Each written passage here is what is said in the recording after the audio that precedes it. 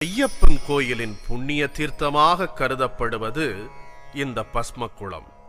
பஸ்மாசுரன் என்ற அசுரன் தன் பாவம் நீங்க இந்த புண்ணிய குளத்தில் மூழ்கி எழுந்து பாவம் நீங்க பெற்றதால் இந்த குளம் பஸ்ம குளம் ஆனது.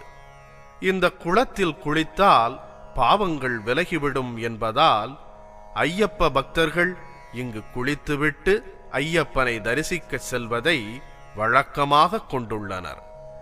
இந்த குளத்திற்கு வடக்கே நாகராஜாவையும் நாகயட்சியையும் பிரதிஷ்டை செய்துள்ளனர். பக்தர்கள் குழந்தை பாக்கியம் வேண்டி இங்கு நடக்கும் சர்ப்ப வழிபாட்டில் கலந்து கொள்கின்றனர். 18 முறை ஐயப்பன் கோயிலுக்கு வந்தவர்கள் கொண்டு வரும் தென்னங்கன்றுகள் இக்குளத்தின் கரையில்தான் நடப்படுகிறது.